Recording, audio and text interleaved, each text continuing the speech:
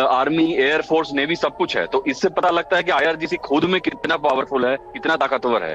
तो ये सरप्राइज नहीं है कि उन्होंने बोला है कि वो बदला लेंगे, लेकिन अभी कहना ये होगा कि क्या आईआरजीसी जो है, जो यूएस और इजराइल का जो सेकंड वेव ऑफ अटैक्स अभी हो रहा है, क्या उसको वो सस्टेन कर पाएगा? क्योंकि जो आईआरजीसी चाहे कितना भी पावरफुल हो, यूएस और इजरायली इंटेलिजेंस और जो उनके सेना है उनसे ज्यादा स्ट्रांग तो नहीं है। तो ये कितने दिन तक वो सस्टेन कर पाएंगे, ये सवाल है।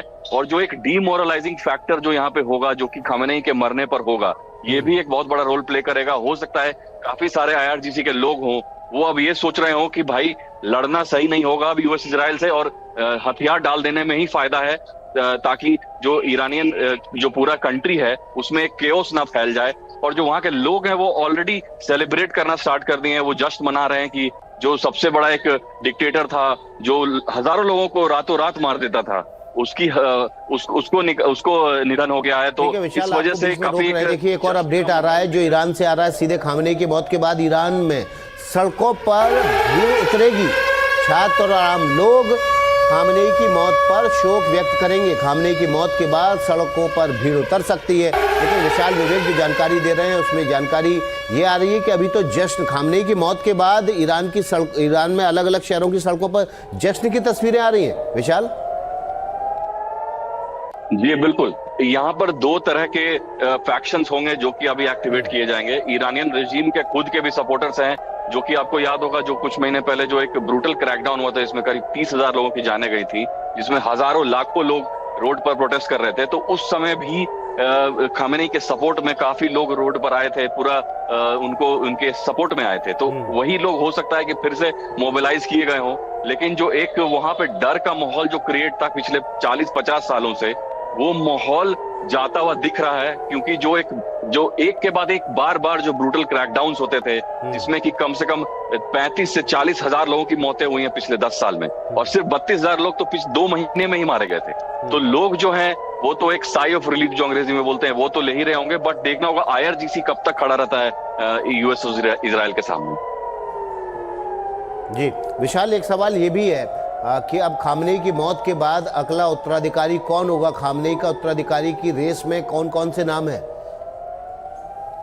जी देखिए, सबसे पहले तो जो ईरानियन रेजिम ने जिस एक आदमी को अपॉइंट किया था, जो हमने अपने स्पेशल रिपोर्ट में भी दिखाया, अली लारिजानी जो हैं, जो सुप्रीम नेशनल सिक्योरिटी काउंसिल के चीफ है वहां पे, वो सबसे पावरफुल आदमी थे खamenei के बाद। खamenei ने सारा कुछ उन्हीं के हाथ में दे रखा था। इवन प्रेसिडेंट जो पेजेश्कियान है उनको साइडलाइन कर दिया गया था ताकि अली लारिजानी सब कुछ चला सके।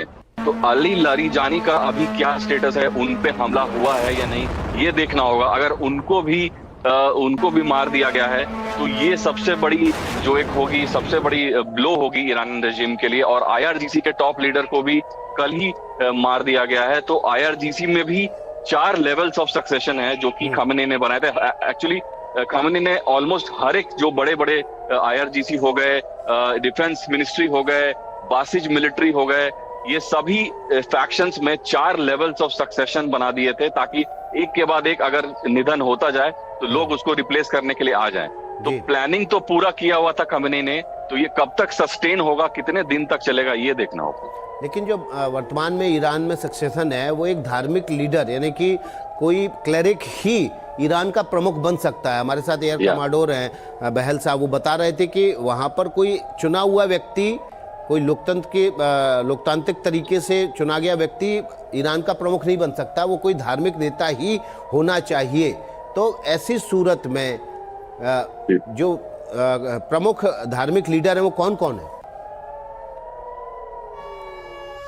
देखिए जो खamenei के जो विशाल, एक और बड़ी खबर आ रही है। खamenei की मौत पर यूक्रेन का एक बड़ा बयान आया है। तानाशाह की मौत से बढ़कर कुछ नहीं है, ये यूक्रेन की तरफ से कहा गया है। तानाशाह की मौत से बढ़कर कुछ भी नहीं है।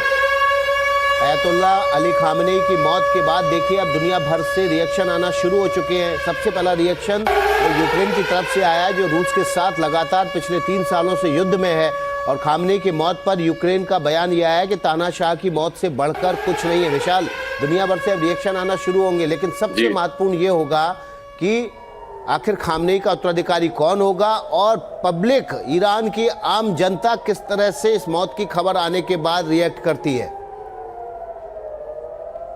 जी बिल्कुल। और जो खामनेई के जो बेटे हैं उनको काफी सालों से उनको ट्रेन किया जा रहा था कि अगर खामनेई की मौत होती है, और वो काफी एजेड भी थे, वो 86 बरस के थे, तो उनके बाद कौन आएगा, उसका प्लानिंग तो काफी सालों से ऑलरेडी चल रहा था। जो उनके बेटे हैं उनकी भी खबर अभी तक नहीं आई है, क्या उनकी मौत हुई है, क्या इनको असैसिनेट किया गया है। तो हो सकता है वो भी अभी आ जाएं अपने, क्योंकि पिछले साल जो हमने युद्ध देखा था उसमें 10 से 12 दिन जो लगातार हमले हुए थे, तो खामनेई एक बंकर बस जगह पर बंद थे पूरे 10 दिन। उस समय जो थे वो किसी से भी कम्युनिकेशन में नहीं थे। तो हो सकता है अभी जो उनके बेटे हों वो भी सिमिलर सर्कमस्टेंसेस में हो, उनको भी किसी बंकर बस जगह पे रखा गया हो ताकि उन पे कोई भी किसी भी तरह का हमला ना हो सके। क्योंकि इजराइल का जो इंटेलिजेंस है वो वो इंटरफेरेंस ऑफ कम्युनिकेशन के थ्रू काफी सारा लोकेशन निकाल लेता है। तो हो सकता है कि पूरी तरह से कम्युनिकेशन उनका तोड़ दिया गया हो ताकि किसी भी तरह से इजराइल उनको पेनेट्रेट नहीं कर पाए। तो यही देखना होगा अगले कुछ दिनों में। बिल्कुल। देखिए, हम वो तस्वीर दिखा देते हैं जो अयतुल्ला अली खामेनेई का तेहरान में निवास था, जो उनका प्रेमिसेस था रेजिडेंस का, वहाँ की तस्वीरें आपको दिखाते हैं जो कि अमेरिका की तरफ से जारी की गई है। सैटेलाइट तस्वीरें हैं। यहाँ पर 30 से ज़्यादा बम गिराए गए थे, इजराइल ने कहा था। और बमबारी के बाद यहाँ पर जो तस्वीरें आई सैटेलाइट के ज़रिए, वो ये दिखाने के लिए काफ़ी है कि वो पूरा जो परिसर था वो खंडर में तब्दील हो गया है। और ये दावा किया गया है ईरान और इजराइल की तरफ से कि इसी परिसर में अयतुल्ला अली खामेनेई थे, जिसमें जब उन्होंने हमला किया 30 से ज़्यादा बम गिराए तो उसकी मौत हो गई है। इस वक्त की जो बड़ी खबर है, ईरान के सुप्रीम लीडर अयतुल्ला अली खामेनेई की मौत हो चुकी है। ये ईरानी मीडिया और IRGC की तरफ से बाकायदा बयान जारी करके कहा गया है। और IRGC की तरफ से जो बयान जारी करके कहा गया है उसमें यह भी बताया गया है कि उन्होंने महान नेता और सुप्रीम लीडर को खो दिया है, लेकिन वो युद्ध जारी रखेंगे। यानी कि ईरान के जो इरादे हैं वो अयतुल्ला अली खामेनेई की मौत के बाद भी कमज़ोर पड़ते हुए नहीं दिखाई दे रहे हैं। लेकिन अब जब सुबह होगी कुछ देर में ईरान यहाँ से तकरीबन 3 घंटे पीछे चलता है भारत से, तो अगर जैसे ही सुबह होगी उसके बाद पब्लिक किस तरह से रिएक्ट करती है, आम लोग किस तरह से रिएक्ट करते हैं, 2 तरह की खबरें आ रही हैं। एक ये कि लोग वहाँ पर जश्न मना रहे हैं, और दूसरी ये कि लोग वहाँ पर निराश भी हैं। खामेनेई की मौत पर ट्रंप का एक बड़ा बयान आया है। उत्तराधिकारी कौन होगा मुझे पता है, कि राष्ट्रपति डोनाल्ड ट्रंप ने दावा किया है। कुछ अच्छे लोग नेतृत्व कर सकते हैं, अमेरिकी राष्ट्रपति डोनाल्ड ट्रंप ने ये कहा है। खामेनेई की मौत पर अमेरिकी राष्ट्रपति डोनाल्ड ट्रंप का बयान आया है। उन्होंने कहा है कि उत्तराधिकारी कौन होगा ये मुझे पता है, कुछ अच्छे लोग देश का नेतृत्व कर सकते हैं, उत्तराधिकारी बन सकते हैं। विशाल विवेक, डोनाल्ड ट्रंप हर चीज का क्रेडिट लेने के लिए सबसे पहले आ जाते हैं, और इस बार भी वो ये कह रहे हैं कि उनको पता है कि अगला उत्तराधिकारी कौन होगा। इस सब के बावजूद कि ईरान के लोग अपने देश के रिजिम के लिए, अपने देश के राष्ट्रवाद के लिए बहुत ज़्यादा कट्टर हैं। ऐसे में अमेरिका, जिसकी खिलाफत बहुत ज़्यादा ईरान के भीतर, वो अपने पपेट को वहाँ बिठा पाएगा? बहुत अच्छा सवाल आपने पूछा। जो कि रेजा पहलवी हैं, जो कि यूएस में पिछले 40 साल से रह रहे हैं, जो वहां के पुराने शाह थे, जिनको हटा करके ईरानियन रेवोल्यूशन लाया गया था और ये क्लेरिकल रेजिम लाया गया था। तो उनके बेटे जो हैं वो काफी महीनों से ये रैली कर रहे हैं कि उनको बुलाया जाए और वो वहां पर टेक ओवर कर सकते हैं। तो मेरा मानना है कि हो सकता है वो उन्हीं की बात कर रहे हो, उनको भी सॉर्ट ऑफ ट्रेन किया गया है। और आपने सही बताया कि हो सकता है कि यूएस चाहे कि उनका ही सपोर्टर हो वहां पे जो रिप्लेसमेंट में है। ऐसा ही हमने देखा है कई बार, जब भी यूएस का इन्वॉल्वमेंट रहा है किसी दूसरे कंट्री में, किसी दूसरे देश में, और वहां के डिक्टेटर को हटाया गया है, तो जो रिप्लेसमेंट होता है वो मोस्टली पपेट ही होता है, जैसा आपने बिल्कुल सही बताया। तो ये चांसेस काफी हाई हैं कि रेजा पहलवी अभी खबर आ रही है। इस खबर का रुख कर लेते हैं, फिर वापस आपके पास लौटेंगे। इजरायली सेना का बड़ा बयान आया है। ईरान में हमले जारी है लगातार, और ये हमले जारी रहेंगे। पश्चिम और मध्य ईरान में ये हमले किए गए हैं। सेना ने 30 से अधिक ठिकानों पर हमला पूरा कर लिया है। ये देखिए, इजराइल की तरफ से दावा किया गया है ईरान में हमले जारी रहेंगे। पश्चिमी और मध्य ईरान में हमले लगातार जारी है। सेना ने 30 से अधिक ठिकानों पर हमले पूरे कर लिए हैं।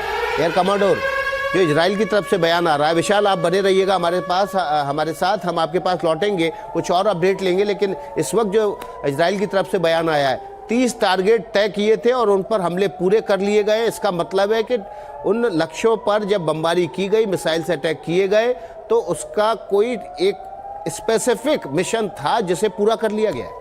देखिए, उनका स्पेसिफिक मिशन पहला तो पॉलिटिकल और मिलिट्री लीडर्स, खासकर आईआरजीसी के लीडर्स, सीनियर लीडर्स को अटैक करना, हमला करना और उनको मारना।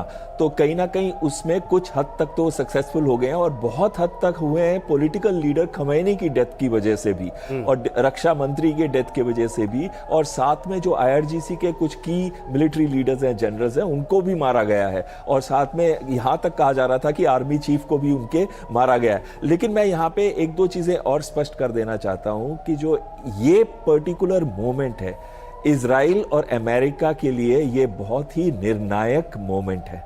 उनके मन में अब ये होगा कि इतने स्ट्रॉन्ग हमले किए जाएं ताकि मिलिटरीली भी वो लोग कैपिटुलेट कर दें, यानी कि सबमिशन कर दें, और एक ऐसा डर का माहौल साइकोलॉजिकली बनाया जाए ईरान की लीडरशिप पे, ताकि अगर असेंबली ऑफ एक्सपर्ट्स किसी कट्टरवादी सोच के क्लेरिक को बनाते भी हैं या मॉडरेट सोच, इसमें से 5 जो नाम आपने लिए थे उसमें एक मॉडरेट भी है, 1-2 मॉडरेट लीडर्स भी हैं, तो कहीं ना कहीं ऐसे कट्टरवादी सोच के लीडर को बनाया जाए तो वो पहले ही मना कर दें या वो छोड़ के भाग जाएं या वो इतना जोर ना लगाएं। लेकिन ऐसे होने वाला नहीं है, ये अमेरिकन सोच है। लेकिन आपने एक बहुत महत्वपूर्ण बात कही थी कि अब जब सड़कों पे भीड़ आएगी, किस, देखिए उसी से जुड़ी खबर आ रही है। देखिए जो ग्रुप कैप्टन देवनाथ जी कह रहे थे कि सुबह जब होगी उसके बाद ये देखना होगा और दिलचस्प होगा कि लोग किस तरह से रिएक्ट करते हैं, ईरान की आम जनता किस तरह से रिएक्ट करती है। खामनेई की मौत के बाद देखिए जो पहली तस्वीर आ रही है वो ईरान की सड़कों पर जश्न की आ रही है।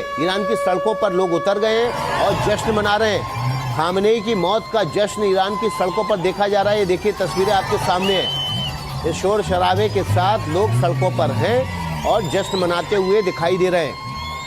इस वक्त की जो बड़ी खबर है, खामनेई की मौत के बाद ईरान की सड़कों पर जश्न मनाया जा रहा है।